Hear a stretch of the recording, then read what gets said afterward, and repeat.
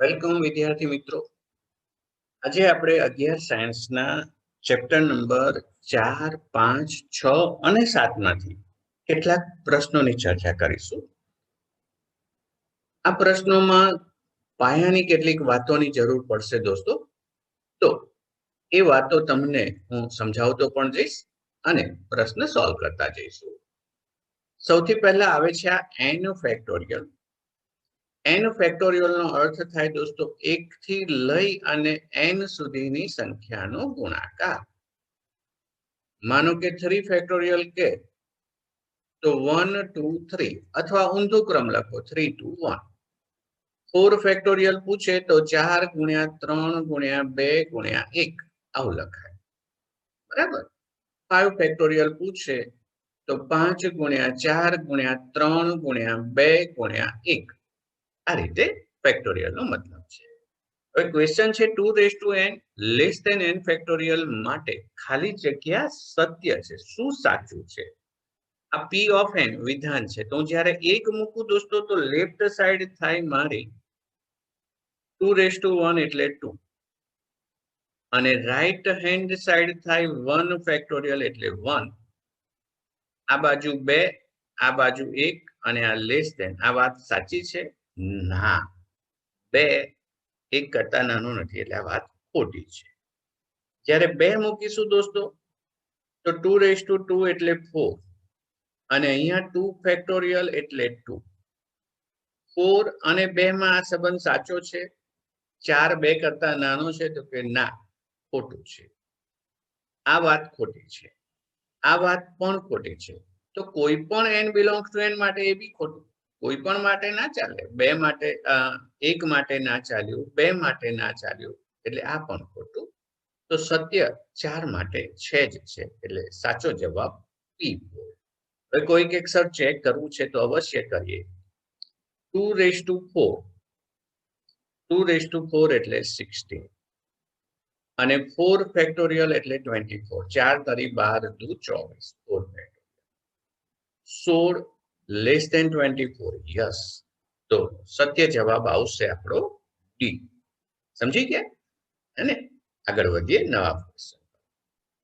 સરસ ક્વેશ્ચન છે દોસ્તો. આમાં વેલ્યુ નું ધ્યાન રાખજો. વિધાન આવું છે 2n + 1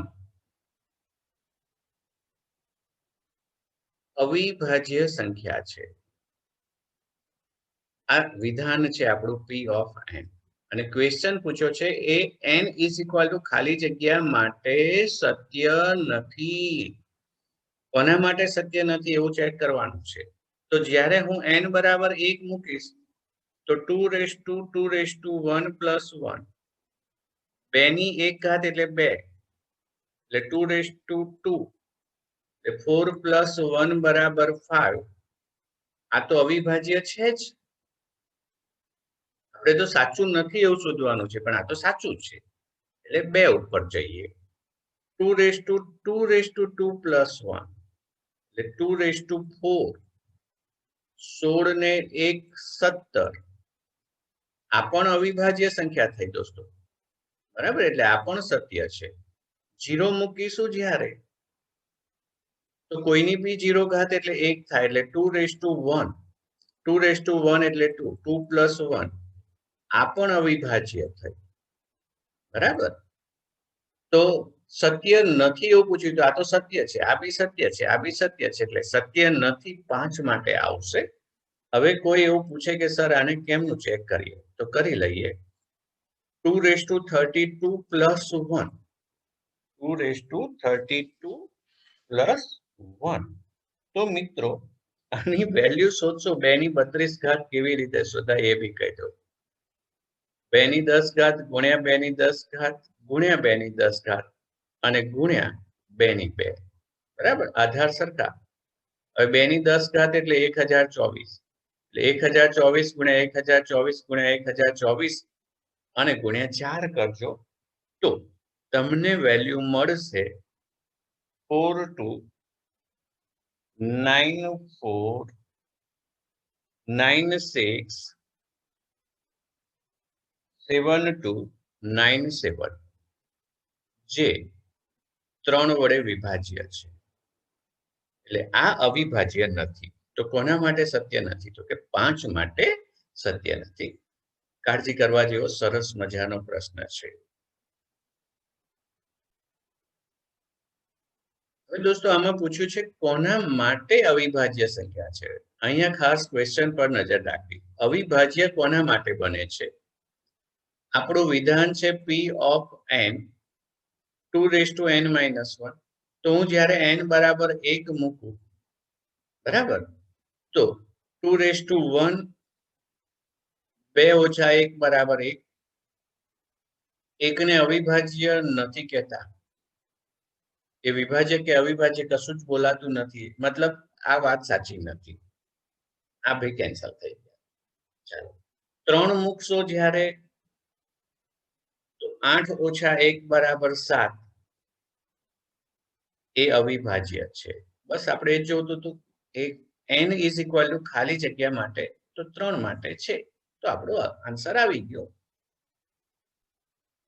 ક્વેશ્ચન ધ્યાનથી જુઓ મિત્રો. ખાલી જગ્યા માટે અવિભાજ્ય નથી.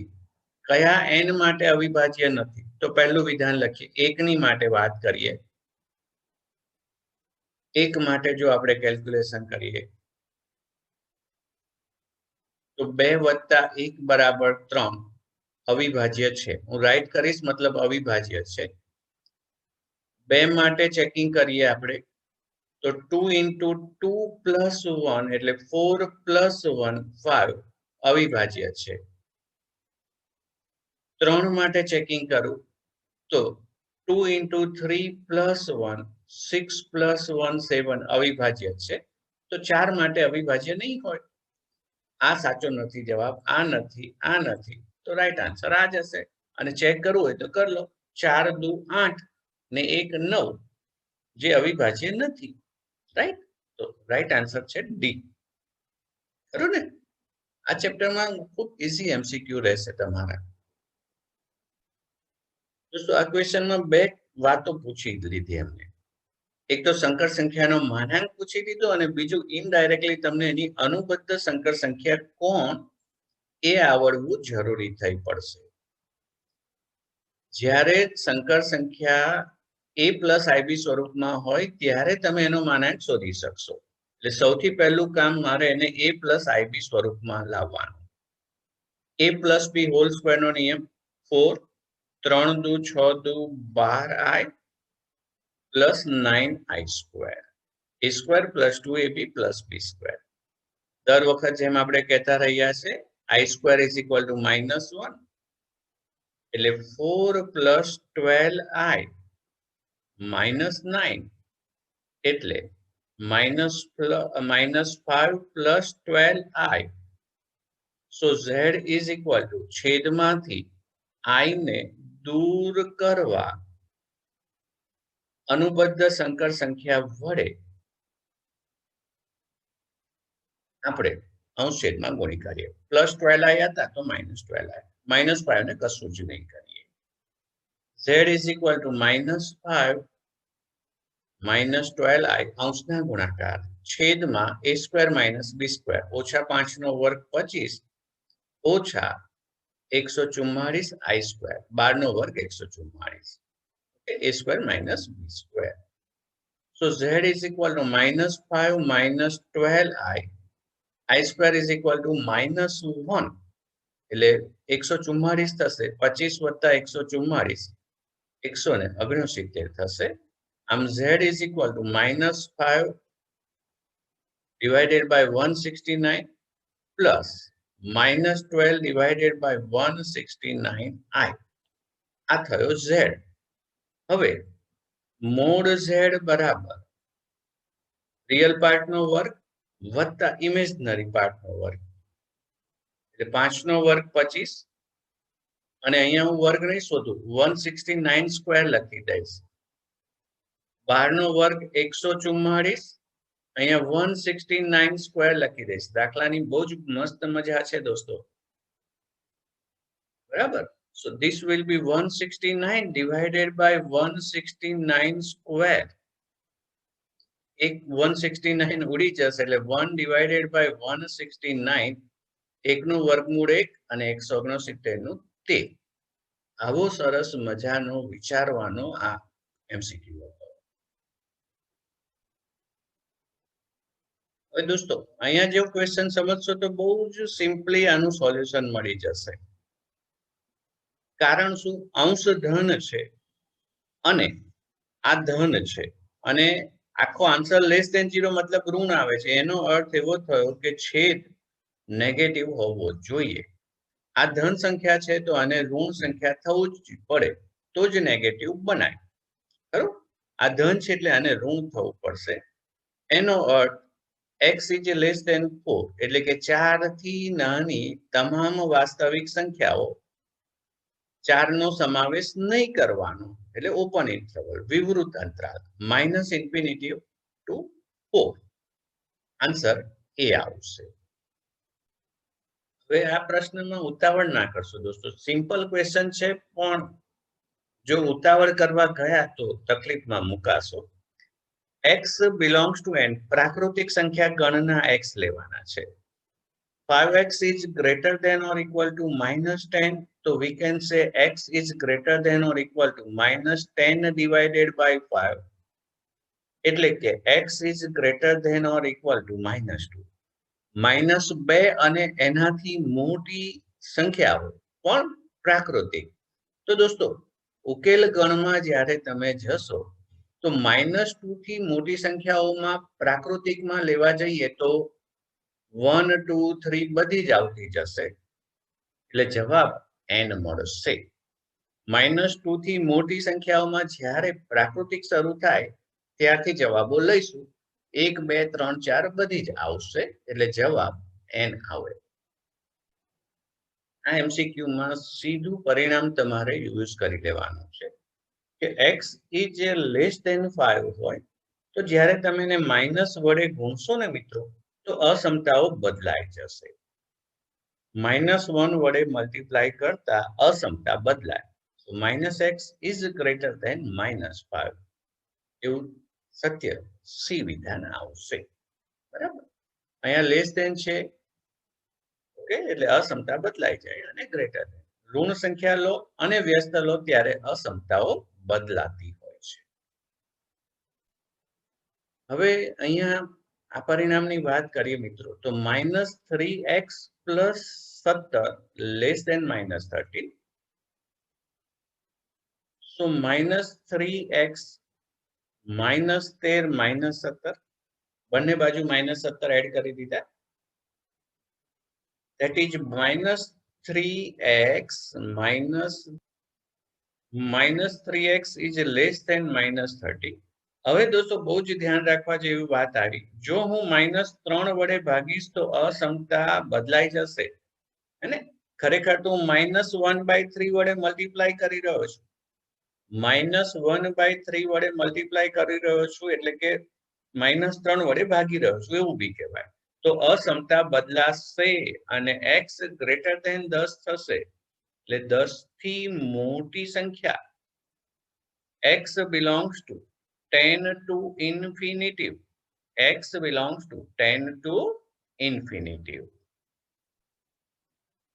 હવે વિદ્યાર્થી મિત્રો આકૃતિમાં ધ્યાનથી જુઓ તો આ ઓપન પાર્ટ છે મતલબ ડાર્ક નથી, કુંડાળો જેવો છે. બરાબર? એટલે એ સંખ્યાનો સમાવેશ આપણાથી ન કરાય. એટલે કે ઉકેલ પ્રદેશમાં 5 ને આપણાથી ન લેવાય. 5 પછીની તમામ પ્રકારની સંખ્યાઓ સમય અસમય બધી જ જાતની સંખ્યાઓ એનો અર્થ કે એ જવાબ થશે વિવૃત ઇન્ટરવલ 5 to ઇન્ફિનિટી. 5 નો સમાવેશ નહીં કરવાનો અને પછી જમણી બાજુ ખસીએ છીએ એટલે 5 થી મોટી તમામ જાતની સંખ્યાઓ એટલે ઓપન ઇન્ટરવલ 5 to ઇન્ફિનિટી આપણો જવાબ બની જશે. હવે અહીંયા જુઓ તો આકૃતિમાં ખ્યાલ આવશે કે સર હમણાં જ તમે વાત કીધી એ પ્રમાણે -2 નો સમાવેશ નહીં કરવાનો.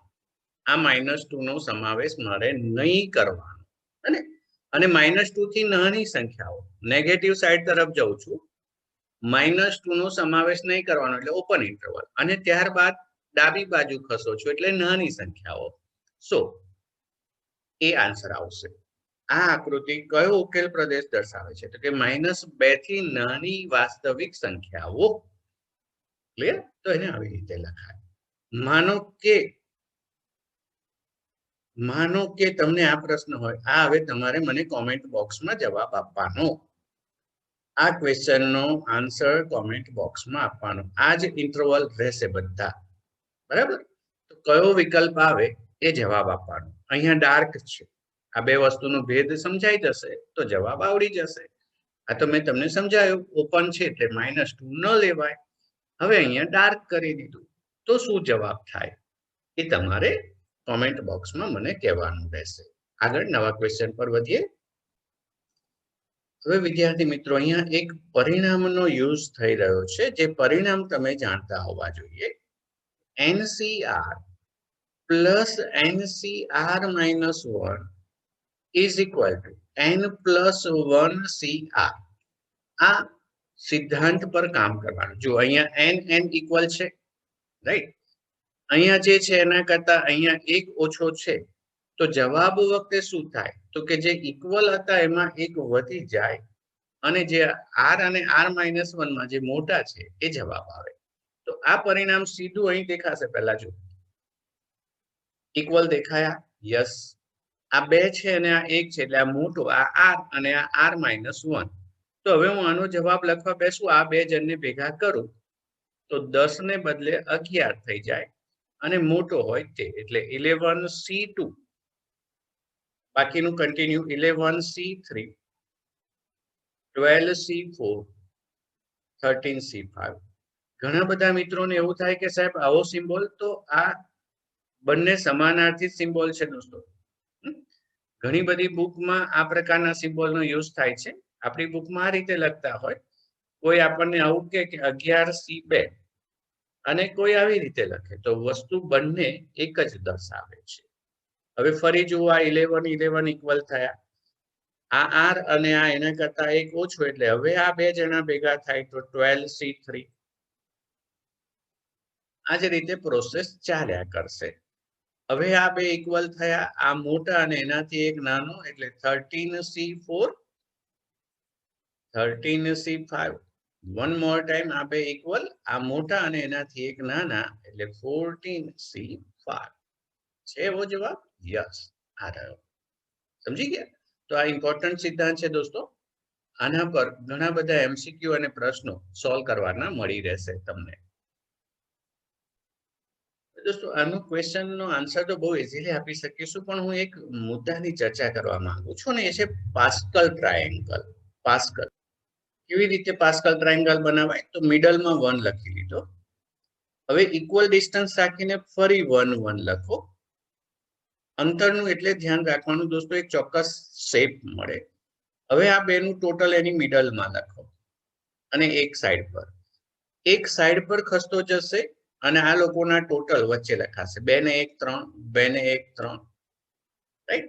આ એક સાઈડ પર ખસશે. 4 6 4 1, 1 5 10 10 5 1. આ પ્રકારે આગળ વધારો. આ પાસ્કલ ટ્રાયેંગલ છે. હવે એમાં તમને અને મને શું ખબર પડશે? તો કે જો આ તમારો n અયુગ્મ સંખ્યા હોય તો 2 વાર મેક્સિમમ મળે છે અને યુગ્મ હોય તો એક જ વાર મેક્સિમમ મળે છે. ફરી બોલું, જો આ 3 વાળી વાત છે, આ 1 ની વાત, આ 2 ની વાત, આ 3 ની વાત, આ 4 ની વાત, આ 5 ની વાત. અયુગ્મ હોય તો 2 વાર મેક્સિમમ મળે અને યુગ્મ હોય તો 1 વાર. યુગ્મમાં બિલકુલ અડધાએ એનું મહત્તમ મળી જાય, રાઈટ? r n થી અડધો હોય ને, જો આ યુગ્મ સંખ્યા હોય તો બિલકુલ એનાથી અડધું હોય ત્યારે મહત્તમ થાય. પણ જો અયુગ્મ હોય તો એના અડધા કરો. 77 ના અડધા કરો દોસ્તો તો 38.5 આવે. એટલે 38 અને 39 બેવ જગ્યાએ મહત્તમ મૂલ્ય મળે. આ r 38 હોય તો બી અને 39 હોય તો પણ, એટલે 39 જવાબ આવશે. આ જવાબ ના આવે કારણ કે n અને r બંને પૂર્ણાંક સંખ્યાઓ હોય, ધન પૂર્ણાંક સંખ્યાઓ હોય, એટલે આ તો કોઈ ચાન્સ જ નથી. જો આ 4 હતા ને, બરાબર, તો આ 4c0 નું મૂલ્ય છે દોસ્તો, આ 4c0 છે, આ 4c1 છે અને આ 4c2, એટલે 4 થી અડધા થયા ત્યારે મહત્તમ થાય, બરાબર. આ 3c0 છે, આ 3c1 છે અને આ 3c2 છે. 3 ના અડધા કરો એટલે 1.5, 1.5 એટલે 1 અને 2, આ 1 અને 2 એમાં મહત્તમ હોય. 5 ના અડધા કરો એટલે 2.5, એટલે 2 અને 3 એ મહત્તમ થાય. આ 5c0, આ 5c1, આ 5c2 અને આ 5c3. એમ આમાં તમારે 77 ના અડધા કરવાના. એ જે સંખ્યા એટલે 38.5, એના 38 અને એક આખો બીજો એટલે 39. 38 અને 39 હોય તો મહત્તમ થાય. વિકલ્પોમાં 39 છે, તો આપણો જવાબ 39 બનશે. બહુ સરસ છે ક્વેશ્ચન. હવે આમાં એવું બી જુઓ દોસ્તો કે ચોક્કસ વખતે વધશે અને પછી ઘટશે. બેકી સંખ્યા હોય તો અડધું થાય ત્યારે મેક્સિમમ થાય ને પછી ઘટતું જાય છે, રાઈટ. અને એકી સંખ્યામાં બે વસ્તુ મહત્તમ આપશે.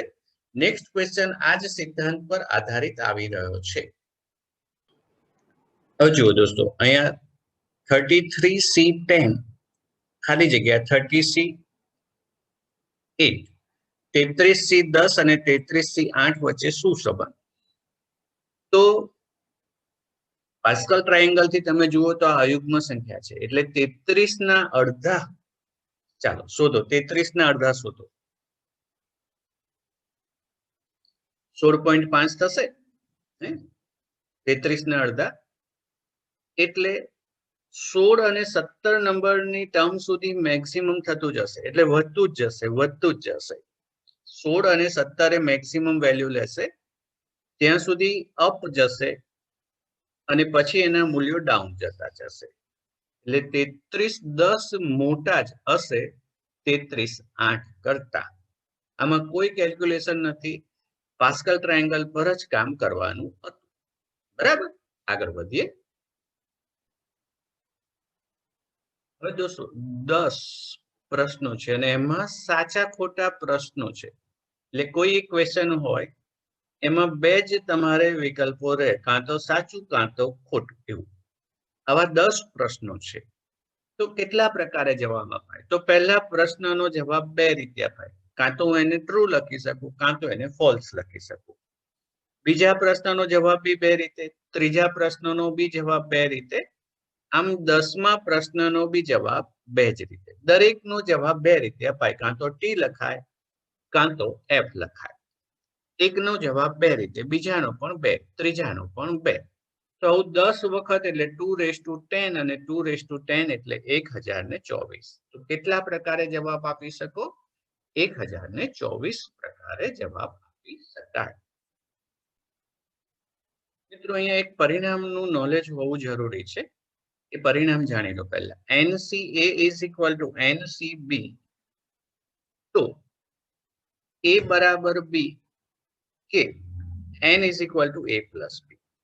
અહીંયા 12 = 8 એ તો સત્ય છે જ નહીં, હે, એટલે આ પરિણામ અહીંયા ચાલશે. Therefore N = 12 + 8 એટલે 20. N બરાબર 20 થશે. N બરાબર 20 થશે. ક્લિયર? બે ચાન્સ હતા, કાં તો A અને B ઇક્વલ હોય, એટલે આ લોકો ઇક્વલ હોય, પણ 12 ને તો 8 કોઈ દિવસ કહેવાય જ નહીં. તો બીજું પરિણામ N = A + B, એટલે 12 + 8 20 આપણો જવાબ બની જશે. હવે દોસ્તો એક ક્વેશ્ચન જેનો જવાબ તમારે મને આપવાનો છે. NC12 = NC7, તો N = ખાલી જગ્યા, રાઈટ. આનો આન્સર તમારે કોમેન્ટમાં આપવાનો રહેશે. ક્લિયર? ચાલો નેક્સ્ટ ક્વેશ્ચન પર લઈ જઈએ. બહુ જ સિમ્પલ ક્વેશ્ચન પૂછેલો છે આ. 2, 3, 4 અને 7 અંકોનો માત્ર એક જ વાર ઉપયોગ કરવાનો, એટલે કે પુનરાવર્તન નહીં કરી 4 અંકોની ખાલી જગ્યા સંખ્યા બનાવાય. તો 4 અંકોની સંખ્યા બનાવવાની છે, આમાં ક્યાંય કોઈ જગ્યાએ શૂન્ય છે જ નહીં. શૂન્ય હોય તો મારે એવું સાચવવું પડે કે એ પહેલા સ્થાન પર ન બેસે. પણ અહીંયા 0 તો છે જ નહીં, એટલે ગમે તે સાઈડથી તમે ગોઠવણ શરૂ કરી શકો. માનો કે આ સ્થાન પર હું ગોઠવણ કરવા બેસું તો આમાંથી કોઈ પણ એક પસંદ કરી શકું, કોઈ પણ એક, એટલે એ પસંદગીના પ્રકાર 4. એક જ વાર ઉપયોગ કરવાનો છે એટલે એક નંગ ઓછું થઈ જશે એટલે આ 3. હવે એક નંગ ઓછું થશે એટલે 2 અને હવે એક નંગ ઓછું થશે એટલે 1.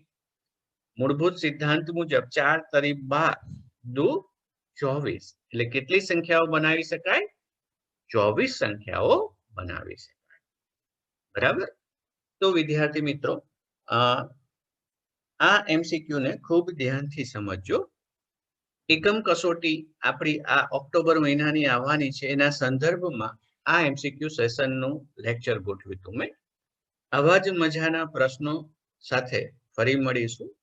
જો તમને પ્રશ્નો ગમ્યા હોય, વિડીયો ગમ્યો હોય તો મિત્રોને અવશ્ય શેર કરજો, લાઈક કરજો અને ચેનલને ખાસ સબસ્ક્રાઇબ કરી દો દોસ્તો, કે જેથી કોઈ પણ વિડીયો આવે તો એની જાણ તરત જ તમને થઈ જશે.